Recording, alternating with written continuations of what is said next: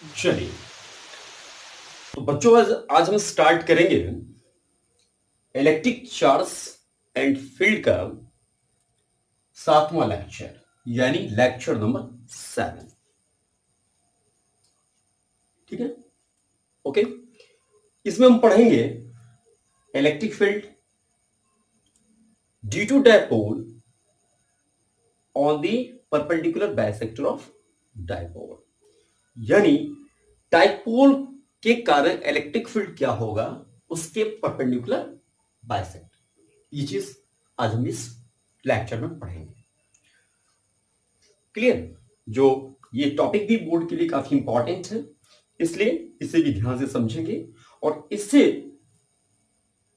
पहले लेक्चर में जो हमने पढ़ाया था topic electric field due to dipole on its axis, वो भी इंपॉर्टेंट। ठीक है, लेकिन आज जो हम टॉपिक स्टार्ट करेंगे, इलेक्ट्रिक फील्ड निकालेंगे डायपोल के कारण उसके परपेंडिकुलर बाइसेक्टर पर, उसको समझने से पहले हम थोड़ा सा पिछले लेक्चर को रिपीट कर उसको कुछ पॉइंट्स को समझते हैं जो हमने इससे पहले पिछले लेक्चर में बताया था। ठीक है, चलिए हमने पिछले लेक्चर में इलेक्ट्रिक फील्ड निकाला था किसके कारण? डायपोल के कारण, उसके एक्सिस पर, है ना, at distance R from its mid point, इन डायपोल के मिड पॉइंट से और दूरी पर हमने इलेक्ट्रिक फील्ड फाइंड किया था। कुछ उससे रिलेटेड हम कुछ पॉइंट्स को थोड़ा और क्लियर कर देते हैं ताकि अगले टॉपिक को समझने में आपको बहुत ज्यादा दिक्कत नहीं होगी।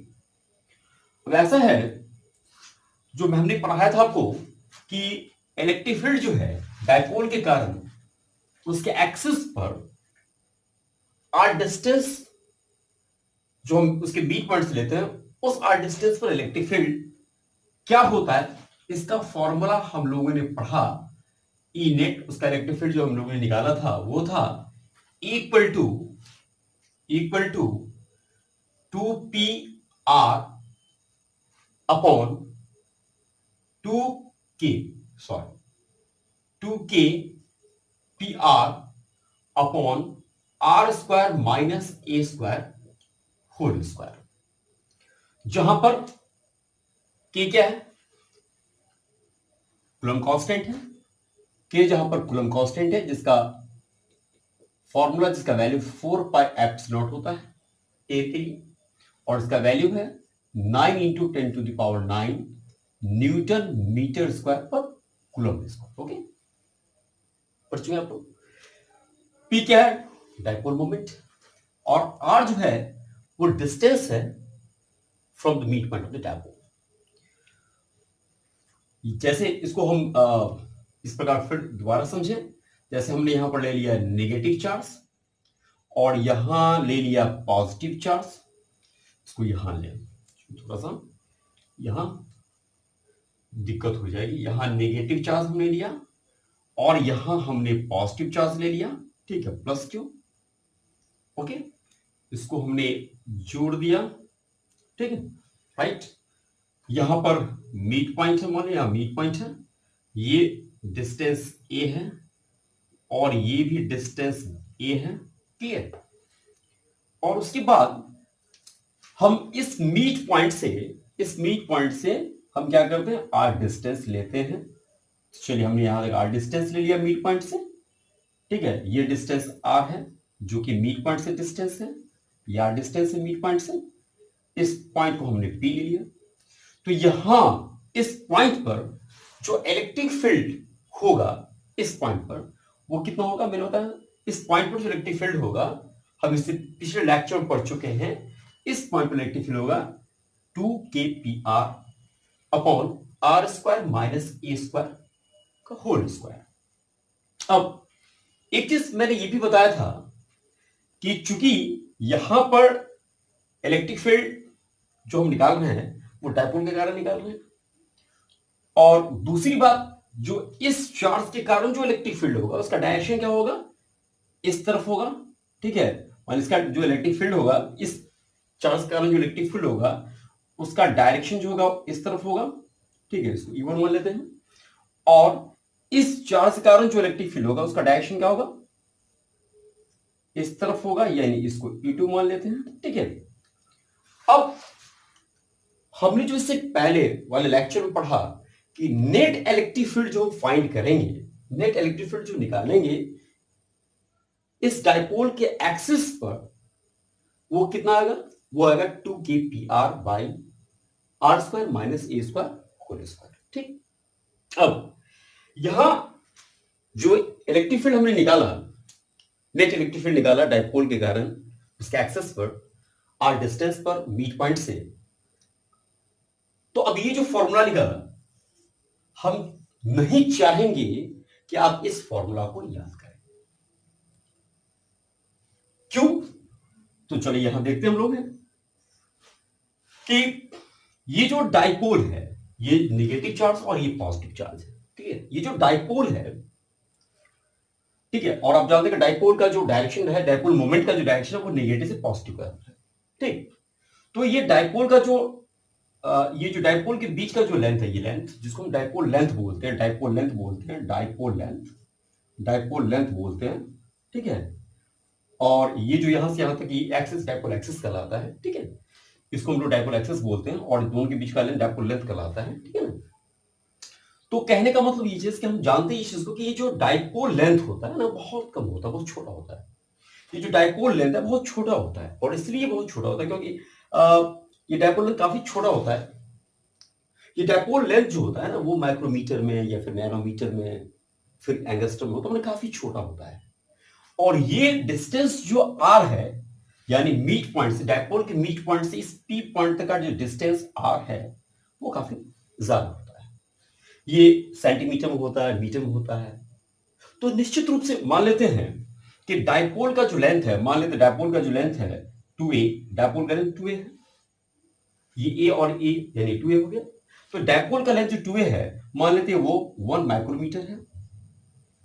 क्लियर, 1 माइक्रोमीटर है यानी 10⁻⁻⁶ मीटर है। और ये जो डिस्टेंस है डाइपोल के मिड पॉइंट से इस पी पॉइंट तक का जो डिस्टेंस है, जो आर है, वो मान लेते वो डिस्टेंस जो है वो 5 सेंटीमीटर है। तो यानी इसका मतलब क्या हुआ, इसका मतलब हुआ कि इस आर के रिस्पेक्ट में, इस आर के कंपैरिजन में ये जो 2a है वो बहुत छोटा है, यानी ये बच्चा है, बहुत छोटा है, बहुत छोटा है, यानी आर के कंपैरिजन में ये बहुत छोटा है। तो हम कह सकते हैं कि आर जो है much much much greater then T. ये जो है बहुत छोटा है, किसके रिस्पेक्ट में, तो आर के रिस्पेक्ट में। तो अब जब ये बहुत छोटा है तो हम ये भी कह सकते हैं इसका मतलब a² विल टेंड टू 0।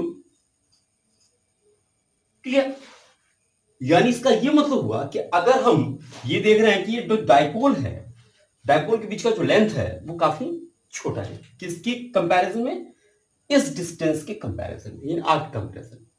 तो अब जब ये बहुत छोटा है इसके कंपैरिजन में, तो बहुत छोटा है, तो हम क्या करेंगे, इस एक जो ये डिस्टेंस उसको नेगलेक्ट करेंगे। तो जब नेगलेक्ट करेंगे तो ये फॉर्मूला क्या बनेगा, तो ये फॉर्मूला बनेगा नेट फॉर्मूला बनेगा 2kPr/r² माइनस a²। इसको हमने नेगलेक्ट कर दिया तो क्या बचा, ये बचा r² का स्क्वायर, यानी 2kPr/r पावर 4। इसको इससे कैंसिल करेंगे, क्या बचेगा, ये बचेगा 2kP/r। क्लियर, यानी इसका मतलब ये जो अब आ गया फॉर्मूला नेट इलेक्ट्रिक फील्ड का, किस पर आ गया, एक्सियल पर आ गया। तो इसको हम कर सकते हैं ई एक्सियल, ठीक है, इक्वल टू 2kP/r3, जहां पर k क्या है, कूलम्ब कांस्टेंट है, जिसे इलेक्ट्रोस्टैटिक कांस्टेंट भी कहते हैं, जिसका वैल्यू होता है 9 × 10⁹ न्यूटन मीटर स्क्वायर पर कूलम्ब स्क्वायर, किसके लिए, एयर के लिए। P क्या है, डाइपोल मोमेंट है, और R जो है वो डिस्टेंस है कहां से, डायपोल के मीट पॉइंट से यहां तक का डिस्टेंस है जहां का नेट इलेक्ट्रिक फील्ड निकालना है। क्लियर? तो इस तरीके से ये फॉर्मूला हो गया नेट इलेक्ट्रिक फील्ड या एक्सियल लाइन पर जो इलेक्ट्रिक फील्ड होगा डायपोल के कारण, उसका फॉर्मूला हो गया 2kp/r3। आप इसे याद कर लें, इसे आप रट लें। क्लियर? ये फॉर्मूला इंपॉर्टेंट फॉर्मूला, इसे आप याद कर लें। तो इस प्रकार से हम एक चीज कह सकते हैं कि अभी तक हमने जो पढ़ा इलेक्ट्रिक फील्ड इंटेंसिटी के बारे में, कि इलेक्ट्रिक फील्ड इंटेंसिटी जो होता है वो इनवर्सली प्रोपोर्शनल किसका होता है? Are square. क्योंकि फॉर्मूला क्या है? Equal to KQ/r²। और यहां हम देख रहे हैं इनवर्सली क्या है? इनवर्सली प्रोपोर्शनल है किसका? R³ का। यानी एक बात याद रखेंगे कि डायपोल के केस में जो इलेक्ट्रिक फील्ड होता है वो इनवर्सली प्रोपोर्शनल होता है किसका? R³ का, सॉरी। यानी एक्सियल लाइन पर अगर हम डायपोल के कारण इलेक्ट्रिक फील्ड निकालते हैं तो और वो छोटा हो जाता है, काफी कम हो जाता है, काफी छोटा हो जाता है। आप देखिए रहे R³ यहां पर R² और यहां पर R³ का इनवर्स लिया है, यहां पर R² का इनवर्स लिया है। तो एक्सियल लाइन पर जो डायपोल के कारण इलेक्ट्रिक फील्ड हम लोग निकालते हैं वो बहुत छोटा होता है। क्लियर? धीरे बहुत छोटा होता है। अब यानी ये बात क्लियर हो गया कि इस कंडीशन में अगर ये जो R है, सॉरी 2a है, वो अगर बहुत छोटा है, या यूं कहें R अगर बहुत बड़ा है इस डायपोल लेंथ से, तो उस कंडीशन में जो इलेक्ट्रिक फील्ड का फॉर्मूला आएगा वो क्या आएगा एक्सियल पे? 2kp/r³। क्लियर? चलिए ये फॉर्मूला क्लियर हो गया। अब एक बात और याद रखेंगे, इस फॉर्मूला को काफी आप प्रैक्टिस कर देंगे, क्योंकि मैंने कई बार कहा कि इंपॉर्टेंट है, बोर्ड में आता है ये इसका डेरिवेशंस। तो वीडियो को पॉज करके आप इसको वो प्रैक्टिस कर देंगे। क्लियर? चलिए अब जैसे कि मेरे टॉपिक क्या था? टॉपिक था 7th लेक्चर का जो टॉपिक था, जो हम यहां क्लियर कर रहे हैं, वो क्या था? Electric field due to dipole on its axis at a distance r from the mid point of dipole. ये हमने पढ़ाया था इससे पहले, जिसका फॉर्मूला ये हमने निकाला था और फिर यहां पर मैंने ये निकाला। क्लियर? अब चूंकि इलेक्ट्रिक फील्ड इंटेंसिटी हम निकाल रहे हैं डायपोल के कारण, तो इलेक्ट्रिक फील्ड क्या है? इलेक्ट्रिक फील्ड क्या है? वेक्टर है। वेक्टर चूंकि इसका डायरेक्शन है, और उसके साथ साथ हम यहां देख रहे हैं कि उसके साथ साथ ये जो डायपोल है, डायपोल इसका ये भी एक वेक्टर क्वांटिटी है। तो इलेक्ट्रिक फील्ड भी वेक्टर है और डायपोल मोमेंट भी वेक्टर है। ठीक है? इलेक्ट्रिक फील्ड सॉरी डायपोल का डायरेक्शन क्या है? नेगेटिव से पॉजिटिव है। ये डायपोल का डायरेक्शन है नेगेटिव से पॉजिटिव। और यहां पर हम देख रहे हैं कि इलेक्ट्रिक फील्ड का भी डायरेक्शन जो है वो भी उसी तरफ है, क्योंकि यहां इलेक्ट्रिक फील्ड ये ज्यादा और ये कम है। तो निश्चित रूप से इलेक्ट्रिक फील्ड का भी डायरेक्शन देख रहे हैं उसी तरफ है, और डायपोल मूवमेंट का भी डायरेक्शन उसी तरफ है। क्लियर? तो अगर हम इस फॉर्मूला को वेक्टर फॉर्म में लिखें, इसी फॉर्मूला को अगर हम वेक्टर फॉर्म में लिखें तो कैसे लिखेंगे? चलिए इसी फॉर्मूला को अगर वेक्टर फॉर्म में लिखें तो कैसे लिखेंगे? तो लिखेंगे E यानी electric field intensity due to dipole on its axial line at distance r from the midpoint of dipole, E vectorially axial equal to 2kp vectorially by r³। ठीक है? हम ये भी लिख सकते हैं वेक्टर। ओके, अब यहां पर इसको और अगर हम तोड़ें तो लिखेंगे 2k मींस कूलम कांस्टेंट, जिसको हम लिखेंगे, इसके मतलब लिखेंगे 1/4πε इंटू p वेक्टोरली बाय r³। यानी इस तरीके से इसका फॉर्मूला हम लिख सकते हैं 2 into 1/4πε p vector upon r³। या फिर हम इसको ऐसे भी लिख सकते हैं equal to 1/4πε 2p vector upon r³। Clear? तो इस तरीके से हम इसको वेक्टर फॉर्म में भी लिख सकते हैं। क्लियर? चूंकि इलेक्ट्रिक फील्ड क्या है? वेक्टर फॉर्म में। ओके, वेक्टर क्वांटिटी है। तो इस प्रकार से इसे वेक्टर फॉर्म में भी लिख सकते हैं। इस प्रकार एक्सियल लाइन पे जो इलेक्ट्रिक फील्ड का फॉर्मूला है डाइपोल के कारण P पॉइंट पे, इस पॉइंट पे इसका फॉर्मूला क्या है, 1/4πε02P बाई RQ। क्लियर। अब यहां पर एक चीज याद रखेंगे, एक्सियल लाइन के केस में हम देख रहे हैं कि डाइपोल मोमेंट का भी डायरेक्शन उसी तरफ है और इलेक्ट्रिक फील्ड का भी डायरेक्शन उसी तरफ है। यानी एक्सियल लाइन के केस में डाइपोल मोमेंट और इलेक्ट्रिक फील्ड दोनों का डायरेक्शन जो होता है वो एक ही तरफ होता है, सेम डायरेक्शन होता है। ठीक है, क्लियर। तो इस तरीके से आपने दोनों फॉर्मूला देख लिया, इसका वेक्टर फॉर्म भी देख लिया, और इसका ये जो रिलेशन है इस कंडीशन में जब r बहुत बड़ा हो डाइपोल मोमेंट से, उस कंडीशन में भी आपने फॉर्मूला पढ़ लिया। ठीक है, ओके। चलिए अब हम नेक्स्ट टॉपिक की ओर आते हैं और फिर इसका हेडिंग लगाते हैं। ठीक है, चलिए।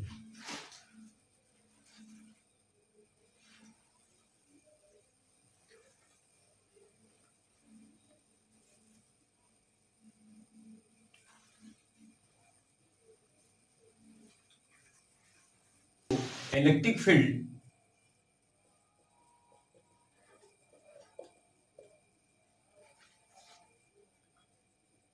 Due to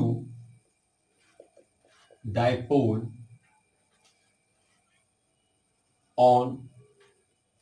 due to a dipole on the perpendicular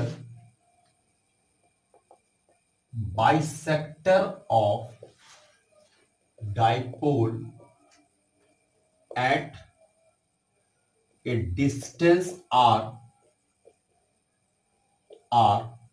from the midpoint of dipole। Clear. तो टॉपिक क्या है, टॉपिक है the electric field due to a dipole on the perpendicular bisector of dipole at a distance r from the mid point of dipole. यानी dipole के कारण electric field क्या होगा, ठीक है, r डिस्टेंस पर, जो कि सेंटर से वो r डिस्टेंस है, उसके परपेंडिकुलर बाइसेक्टर। ठीक है, चलिए तो इसको हम समझने के लिए ऐसा करते हैं, यहां नेगेटिव चार्ज लेते हैं, एक मिनट यहां ले लें, यहां नेगेटिव चार्ज ले लेते हैं, ठीक है, -q, और यहां पॉजिटिव चार्ज लेते हैं, दोनों को जोड़ देते हैं इस लाइन से, ठीक है, जिसको डाइपोल एक्सिस बोलते हैं। चलिए यहां सेंटर है, ये O है, यहां ये डिस्टेंस A है, और ये फिर डिस्टेंस जो है वो A है। क्लियर, ये डिस्टेंस A है, राइट। अब इस चार्ज के कारण फील्ड और फिर इसके कारण फील्ड, अब इस पर हम क्या करते हैं, इसका डाइपोल का परपेंडिकुलर बाइसेक्टर ड्रॉ कर देते हैं, ठीक, परपेंडिकुलर बाइसेक्टर ड्रॉ कर देते हैं, ठीक है।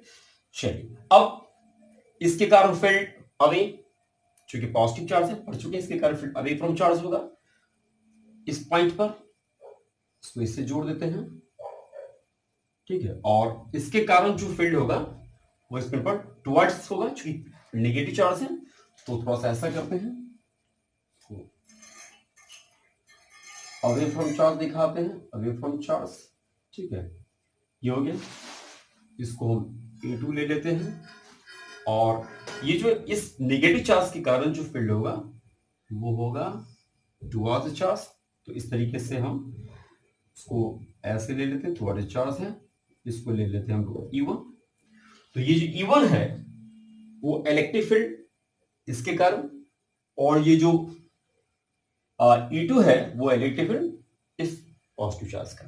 हम पढ़ भी चुके हैं चीज कि पॉजिटिव चार्ज के कारण जो इलेक्ट्रिक फील्ड होता है वो अवे फ्रॉम चार्ज होता है, और नेगेटिव कारण जो है टुवर्ड्स चार्ज होता है। क्लियर, तो यहां समझ गए, ये पॉइंट P है। अब ये डिस्टेंस A है और ये डिस्टेंस A है, क्लियर, और ये डिस्टेंस हम ले लेते हैं ये डिस्टेंस यहां से पी से सेंटर तक का डिस्टेंस जो है वो हम ले लेते हैं आर। ठीक है, आर डिस्टेंस स्पष्ट कर रहे हैं। Electric field due to a dipole, dipole के कारण electric field on the perpendicular bisector, perpendicular bisector है किसका, डायपोल का है, एट डिस्टेंस आर, आर दूरी है कहां से, मिड पॉइंट या सेंटर जो भी कहें, किसके मिड पॉइंट से, डायपोल, इलेक्ट्रिक डायपोल के मिड पॉइंट्स। ओके, चलिए, राइट, क्लियर है। अब यहां पर हमें जो फील्ड, नेट फील्ड फाइंड करना है, किस पॉइंट का फाइंड करना है, पी पॉइंट पर फाइंड करना है। ठीक है, चलिए हम इसको बना देते हैं। ठीक है, ये उसके बाद ये एंगल ये थीटा हो जाएगा, ये थीटा होगा तो ये भी थीटा होगा। ठीक है, और फिर सिमेट्री से ये भी थीटा होगा। ठीक है, और ये थीटा तो ये भी थीटा हो जाएगा। ठीक है, क्लियर। चलिए, तो अब जो है हम यहां देख रहे हैं कि इलेक्ट्रिक फील्ड इसके कारण भी और इलेक्ट्रिक फील्ड इसके कारण भी है। इलेक्ट्रिक फील्ड इसके कारण जो है वो अवे फ्रॉम चार्ज है जो E2 है, और इलेक्ट्रिक फील्ड इसके कारण जो है वो टुवर्ड्स द चार्ज है जो E1 है। क्लियर। तो अब हम ऐसा करते हैं, जो E1 E2 को थोड़ा समझ लेते हैं, E1 E2 को थोड़ा सा समझ लेते हैं। E1 E2 क्या है, तो E1 E2 थोड़ा समझ लेते हैं। E1 जो है इलेक्ट्रिक फील्ड D2 ये चार्ज है, तो E1 इक्वल टू, चूंकि इसके टू पढ़ चुके क्या, के क्यू अपॉन आर स्क्वायर। अब आर स्क्वायर क्या होगा, आर स्क्वायर मतलब यहां से यहां तक की दूरी। तो ऐसा करते हैं, ये पहला चार्ज है इसको हम ए मान लेते हैं, ये दूसरा चार्ज हम बी ले लेते हैं। ठीक, तो अब ये डिस्टेंस का मतलब, डिस्टेंस जो हम लेंगे वो क्या होगा, डिस्टेंस, ये डिस्टेंस होगा। ठीक है, ये डिस्टेंस है, वो डिस्टेंस क्या, एपी है, तो हम क्या लिखेंगे, एपी स्क्वायर। ठीक है, तो E1 इक्वल टू हो जाएगा के क्यू अपॉन एपी स्क्वायर, ये निकालेंगे। तो ये क्या होगा, इसको हम कैसे निकालेंगे, पाइथागोरस थ्योरम। तो पाइथागोरस थ्योरम से क्या निकालेंगे इसको, हम इसको फाइंड करें, ये राइट एंगल ट्रायंगल है, ये राइट एंगल ट्रायंगल हुआ एओपी। ठीक है, तो इसमें ये कितना होगा, ये हो जाएगा, ये निकालेंगे तो ये हो जाएगा रूट अंडर क्या, ये स्क्वायर प्लस ये स्क्वायर, यानी आर स्क्वायर प्लस क्या होगा, ए स्क्वायर। तो इसके ये जो डिस्टेंस है इसके बदले में क्या लेंगे हम, आर स्क्वायर प्लस देखेंगे ए स्क्वायर। क्लियर, तो E1 का वैल्यू आ गया। उसी प्रकार हम फिर E2 का निकालेंगे, तो E2 का निकालेंगे तो E2 क्या होगा, E2 हो जाएगा फिर उसी प्रकार से के क्यू बाई क्या होगा, बीपी स्क्वायर, और बीपी स्क्वायर का भी वैल्यू क्या होगा, वही होगा क्या, R square plus A square. तो यहां लिखेंगे R square plus A square. Clear, clear है। हम स्पष्ट रूप से देख रहे हैं कि E1 और E2 दोनों सेम है, E1 और E2 दोनों का वैल्यू क्या होगा, सेम है। तो जब E1 E2 का वैल्यू इसलिए सेम है, जो कि दोनों का डिस्टेंस सेम है, चार्ज का मैग्नीट्यूड सेम है, तो इसलिए इलेक्ट्रिक फील्ड जो है वो दोनों का मैग्नीट्यूड सेम है, यानी E1 बराबर E2 है। अब हम ऐसा करते हैं, कुछ देर के लिए E1 E2 को हम E ले लेते हैं, तो लिखेंगे equal to E1 equal to E2 और equal to K Q upon R square plus क्या होगा, ए स्क्वायर। ओके, क्लियर, कोई दिक्कत नहीं। अब हम कुछ ऐसा करते हैं कि अब यहां पर चूंकि हमने देखा कि E1 और E2 दोनों का वैल्यू सेम है, E1 E2 दोनों का वैल्यू सेम है। ठीक है, अब ऐसा हो जाता है, ये भी E2 है और ये क्या है, E1 है, तो ये E है और ये भी E है, दोनों E है, तो उसको हम ऐसा करते हैं, ये हम ले लेते हैं E, ये भी E है, इसका डायरेक्शन है, और ये भी E है। ठीक है, राइट, चूंकि E1 भी E है और E2 भी E है। ठीक है, और ये E और ये राइट, ये पॉइंट P है। ठीक है, अब ऐसा है, जो इसका अगर हम इसका दो कंपोनेंट है, देख रहे हैं, इसका दो कंपोनेंट होगा, तो एक होगा इस तरफ और एक होगा इस तरफ। ठीक, तो अगर हम, ये क्या होगा, E cos थीटा, और ये क्या होगा, E sin थीटा, यानी थीटा की तरफ cos लेंगे और उसके परपेंडिकुलर हम लोग sin लेंगे। उसी प्रकार से इसका भी दो कंपोनेंट, एक इस तरफ E cos थीटा और एक इस तरफ होगा, ये भी आपका क्या होगा, E sin थीटा। जिधर थीटा हो उधर cos और उसके परपेंडिकुलर हम ले लेंगे sin। चलिए, यहां तक क्लियर है। अब हम नेट फील्ड निकालेंगे, तो नेट फील्ड जो निकालेंगे, तो E नेट, ठीक है, टू, चूंकि इसका भी E cos theta 2 into E cos theta, तो ई नेट बराबर 2 into E cos theta. E का वैल्यू क्या है K Q upon R square plus A square, okay, into cos theta. 2 Q upon R square plus A square into cos theta.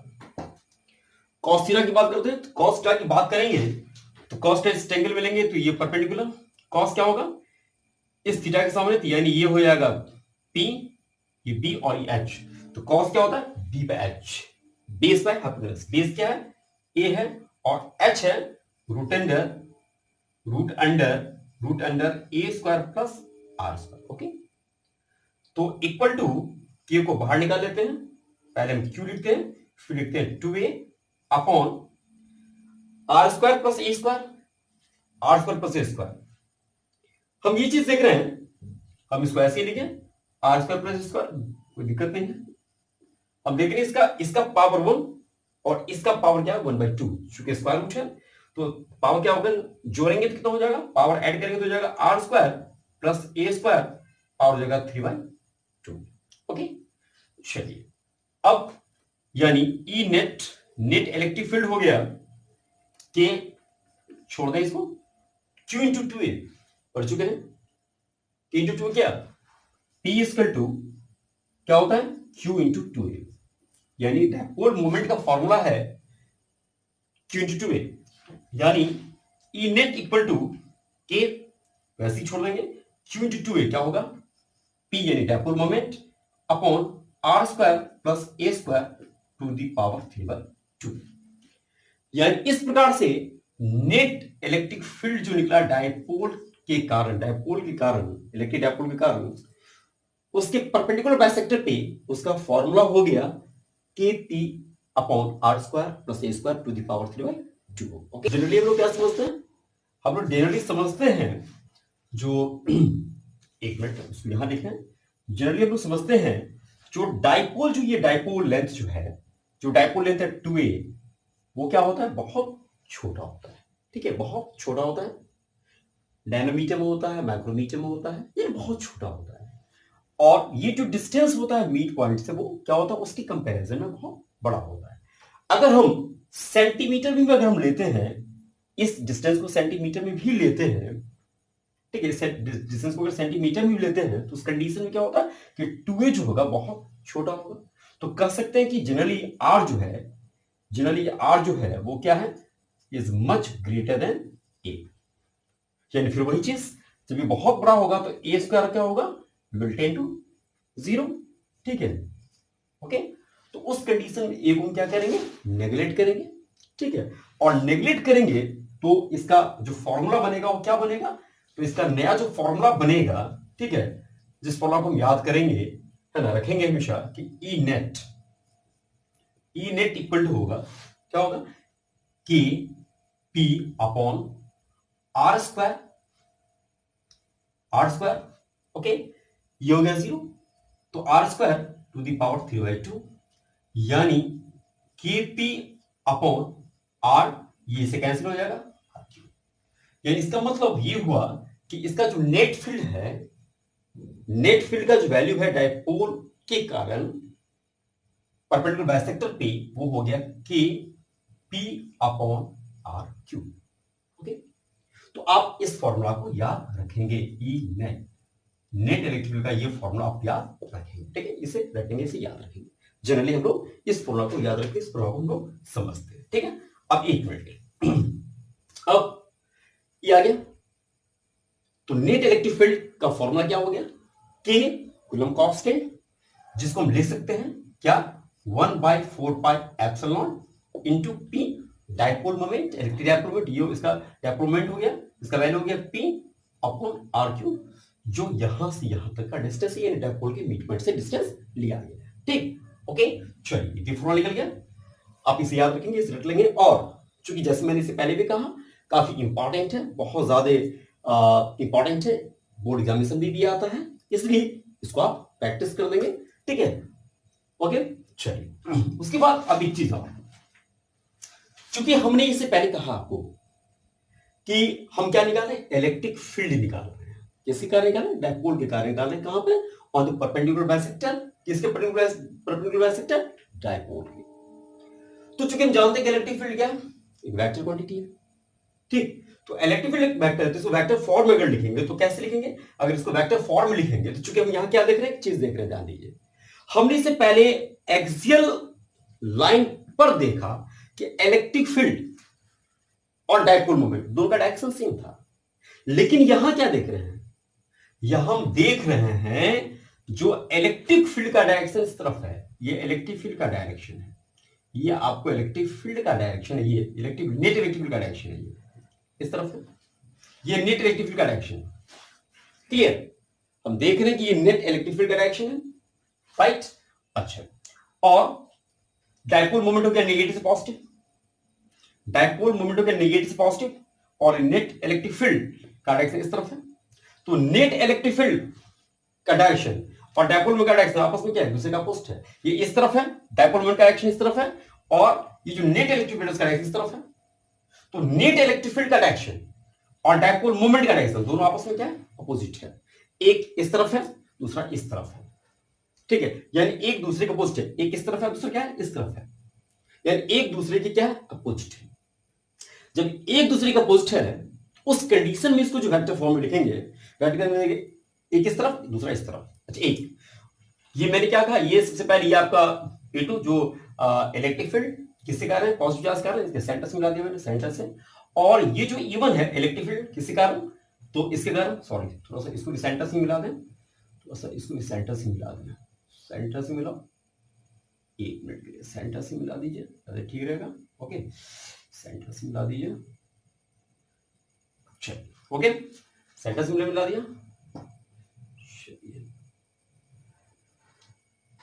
Right. चलिए, तो okay, तो मैंने ये स्पष्ट किया कि ये इलेक्ट्रिक फील्ड जो E2 है वो इसके कारण, और E1 जो इलेक्ट्रिक फील्ड है वो इसके कारण है, इस नेगेटिव चार्ज के कारण है, ठीक है। तो इस तरीके से नेट इलेक्ट्रिक फील्ड का जो फॉर्मूला है वो क्या है, 1/4πε T/r। अब हम वेक्टर फॉर्म की बात कर रहे थे कि वेक्टर फॉर्म में हम इसको कैसे लिखेंगे। तो चूंकि इलेक्ट्रिक फील्ड भी एक वेक्टर क्वांटिटी है, वेक्टर है, और डायपोल मोमेंट भी वेक्टर है। डायपोल मोमेंट का डायरेक्शन नेगेटिव से पॉजिटिव ऑलवेज, और नेट इलेक्ट्रिक फील्ड का डायरेक्शन इस तरफ है, नेट फील्ड का डायरेक्शन इस तरफ है, ठीक है। तो अब हम इसको वेक्टर फॉर्म लिखेंगे, तो लिखेंगे E वेक्टोरली, ठीक है, किस पर, 1 मिनट। ये जो पोजीशन है, ये जो परपेंडिकुलर बाइसेक्टर है, इस परपेंडिकुलर बाइसेक्टर को हम इक्वेटोरियल पोजीशन भी कहते हैं। किताब में इक्वेटोरियल पोजीशन लिखाया था, इक्वेटोरियल लिखाया था, तो इसे याद रखिएगा, ये इक्वेटोरियल पोजीशन भी इसे हम लोग कहते हैं। तो इस तरीके से हम इसको अगर इक्वेटोरियल पोजीशन पर लिखेंगे, यानी तो क्या लिखेंगे, इक्वेटोरियल पोजीशन लिखेंगे, क्या लिखेंगे, 1/4πε0, ठीक है, P वेक्टोरियल बाई R3। ये फॉर्मूला हो गया इलेक्ट्रिक फील्ड का डायपोल के कारण उसके परपेंडिकुलर बाइसेक्टर पर, जहां R दूरी पर P पॉइंट है, उसके डायपोल के मिड पॉइंट से, जहां पर जो नेट फील्ड होगा वो होगा 1/4πε0 P/r3। अब आपने एक चीज निश्चित रूप से देखा, क्या देखा, इससे पहले आपने पढ़ा कि एक्सियल लाइन में जो इलेक्ट्रिक फील्ड है उसका फॉर्मूला है 2kp/r3, और यहां है kp/r3, वहां 2kp/r3 है, यहां पर सिर्फ kp/r3 है। यानी एक्सियल लाइन के केस में जो इलेक्ट्रिक फील्ड होता है डायपोल के कारण वो दुगुना होता है, किससे, इक्वेटोरियल पोजीशन पर। तो इसी चीज को अगर हम लिखें तो कैसे लिखें, E axial equal to 2 into E equatorial, इसे आप याद रखेंगे, एग्जामिनेशन में ये पूछता भी है, ओके, ठीक है। तो इस तरीके से आपने दो कंडीशन क्लियर कर लिया। डायपोल के कारण इलेक्ट्रिक फील्ड आपने दो केसेस में पढ़ दिया, जो मैंने कई बार कहा कि ये दोनों ही केस काफी इंपॉर्टेंट है, बोर्ड में आता है, और इससे क्वेश्चन, इसका डेरिवेशन जो है बोर्ड में पूछा जाता है। तो इस तरीके से दो केसेस आपका क्लियर होगा। पहला, इलेक्ट्रिक फील्ड आपने निकाला डायपोल के कारण उसके एक्सिस पर और डिस्टेंस पर मिड पॉइंट ऑफ डायपोल से, और सेकेंड आपने इलेक्ट्रिक फील्ड निकाला डायपोल के कारण on the perpendicular bisector of dipole at a distance r from the midpoint of dipole. Okay, चलिए ये दो कानून क्लियर हो गया। इस तरीके से electric field due to dipole जो हमने निकाला on the perpendicular bisector of dipole, ठीक है, इसका तीन रिलेशन आ गया। एक आ गया जनरल रिलेशन जो हमने यहां पढ़ा, नेट इलेक्ट्रिक फील्ड हमने निकाला, क्या निकाला, K P upon R square plus A square to the power 3/2, एक फॉर्मूला हो गया। जनरली मैंने बताया कि चूंकि डायपोल का जो लेंथ है काफी छोटा होता है, इस डिस्टेंस के रिस्पेक्ट में हमने हम बताएंगे आपको कि आर जो है much much much greater than A, यानी वो करीब करीब 0 के बराबर हो गया। तो इसलिए उस कंडीशन में ये आपका नेगलेक्ट हो जाएगा। जब ये नेगलेक्ट हो जाएगा तो क्या बनेगा फॉर्मूला, तो फॉर्मूला बनेगा K P upon R square to the power, ये नेगलेक्ट हो गया तो बचा गया R square to the power 3/2, 2 cancel हो गया आर क्यू। ओके, तो ये फॉर्मूला निकल गया, आप इसे याद रखेंगे, ठीक है, क्लियर। अब इसी फॉर्मूला को हम इस तरीके से लिख सकते हैं, net is equal to K P upon R cube, जहां पर के कूलम कांस्टेंट होता है और इसका value 1/4 pi epsilon P by R cube, हम इसे भी समझ सकते हैं, कोई दिक्कत नहीं। उसके बाद मैंने कहा वेक्टर फॉर्म में हम इसको लिखेंगे, इस चीज को अगर वेक्टर फॉर्म लिखेंगे, ठीक है, तो परपेंडिकुलर बाइसेक्टर को हम इक्वेटोरियल पोजीशन भी कहते हैं। तो अगर इक्वेटोरियल पोजीशन केस में लिखेंगे तो 1/4 पाई एप्सिलॉन, इसे 1/4 पाई एप्सिलॉन को हम हटाकर के भी कर सकते हैं, कोई दिक्कत नहीं, क्योंकि एक ही बात है, के कहें या फिर 1/4 पाई एप्सिलॉन कहें एयर के लिए, नो प्रॉब्लम, ठीक है, K P vector by R cube. अच्छा, यहां पर एक चीज, यहां पर माइनस लगाएं, minus K P vector by R cube, minus क्यों लगाया हमने, माइनस इसलिए लगाया क्योंकि आप यहां देख रहे हैं स्पष्ट रूप से कि डायपोल मोमेंट का डायरेक्शन इस तरफ है, नेगेटिव से पॉजिटिव, जबकि नेट इलेक्ट्रिक फील्ड का डायरेक्शन इस तरफ है। तो चूंकि ये जो electric field, net electric field का डायरेक्शन और ये जो डायपोल मोमेंट का डायरेक्शन एक दूसरे का अपोजिट है, इसलिए हमने यहां पर माइनस साइन का यूज किया। तो इस तरीके से क्या होगा, minus K P vector by R Q.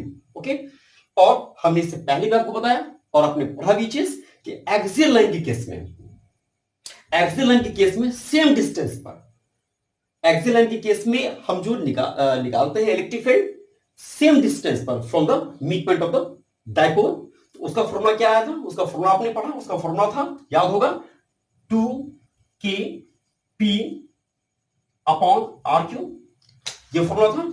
और अभी हम लोगों ने जो पढ़ा इक्वेटोरियल पोजीशन में यानी परपेंडिकुलर बाइसेक्टर पर, वो फॉर्मूला क्या है, K P upon R Q. तो यहां और यहां देखें आप, यहां पर केपी बाय आर क्यू है और यहां पर 2kp बाय आर क्यू है, यानी निश्चित रूप से ये क्या दुगुना है इससे।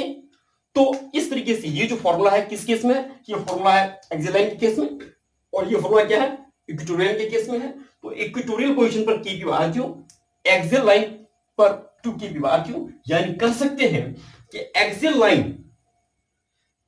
के केस में जो इलेक्ट्रिक फील्ड है डायपोल का वो दुगुना है किससे, इक्वेटोरियल से। ओके, चलिए या तो नोट कर ले, समझ ले, प्रैक्टिस कर ले, काफी इंपॉर्टेंट है, आता बोर्ड एग्जामिनेशन में इसका डेरिवेशंस। Okay, clear. चलिए अब हम लोग नेक्स्ट टॉपिक को पढ़ेंगे नेक्स्ट लेक्चर में, और उसके साथ साथ हम लोग कुछ क्वेश्चंस को भी प्रैक्टिस करेंगे, है ना, इससे रिलेटेड क्वेश्चंस कैसे बनते हो और कैसे पूछे जाते हैं। ओके, चलिए, ठीक।